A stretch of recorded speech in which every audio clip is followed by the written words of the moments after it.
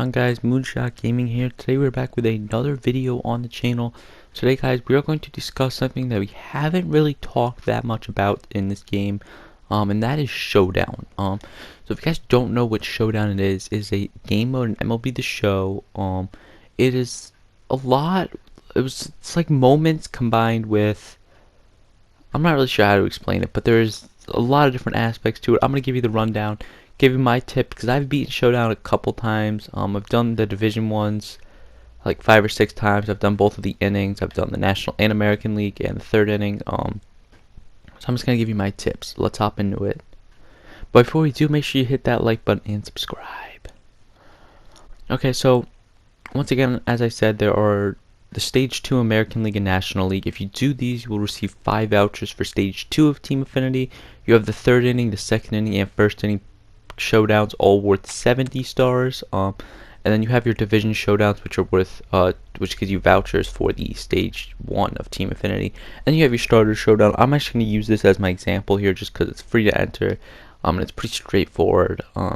So my first major tip for you is you gotta know who your final boss is.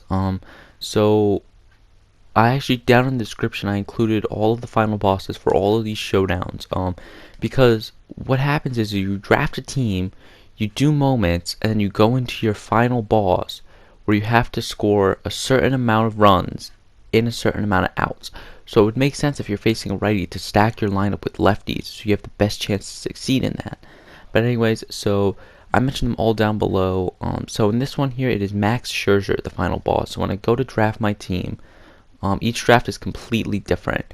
This isn't the best first round, but I would be taking a lefty. So I guess I'll take Aaron Judge just because he seems to hit righties pretty well. Second round here. Wow, this is not a good draft here, but Mike Trout. Now, another big tip here. You might get, depending on the division, depends on, because you're going to get a pitcher round. You might get the pitcher round like gold or it might be silver. But don't be drafting pitchers high up. What I mean by that is if you have a hitter on the board, take the hitter because you're going to have very limited pitching moments. And quite frankly, the final showdown is just hitting. So pitching isn't that big. And my other recommendation is if you do have to draft a pitcher, take a closer or relief pitcher because you're going to enter a lot of moments late in the game, and you want to have a closer in there. You don't want to have a starter, so always draft a late inning guy. So in this round, I would take Edwin Diaz.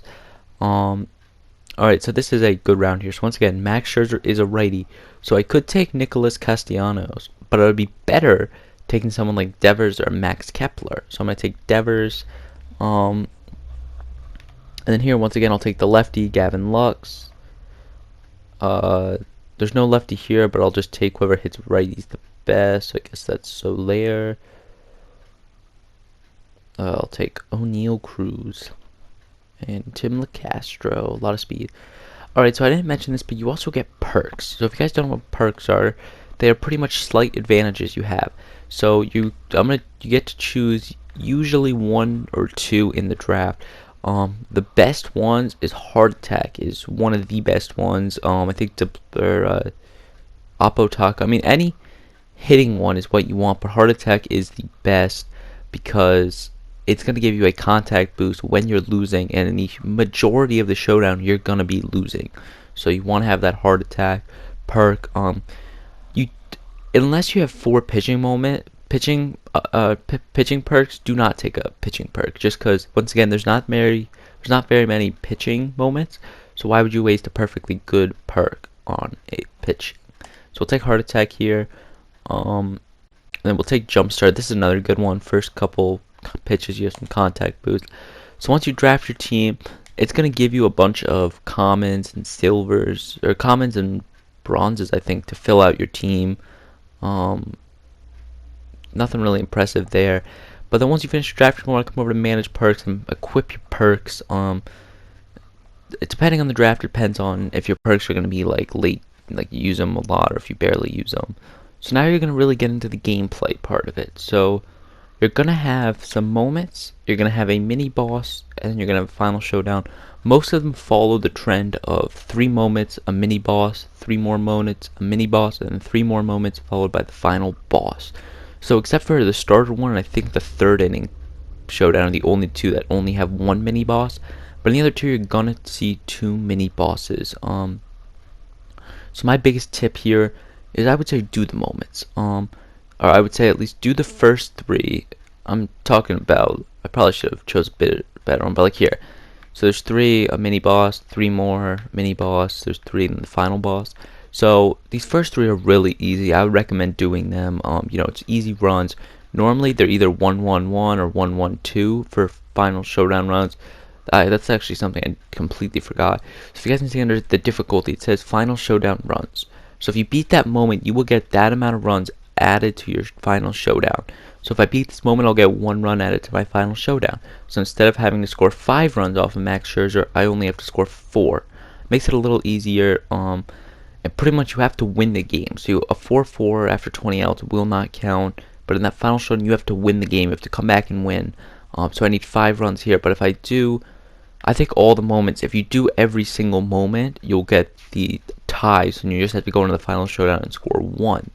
But I would definitely recommend doing the first 3 here. Get like 4. The first mini boss shouldn't be too tough. The pitcher might be a little tough, but the situation should be really easy.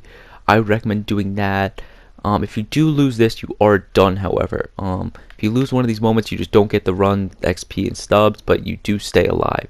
But if you lose a mini boss or the final boss, you are done. You have to restart. So after that mini boss, I would recommend doing these 3 moments here. Depending on what your situation is like, this is my next big tip here.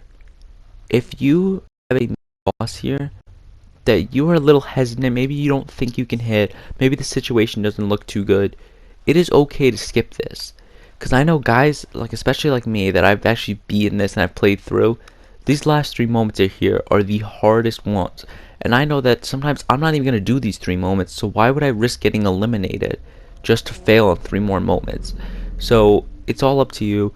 Once again, depending on what your situation is like if you've done all of these moments here and you already start 9, so you just got to score like 5 runs, well then you could probably skip over that and go to the final boss. But if you need like 10, you might need to get 1 or 2 of these done.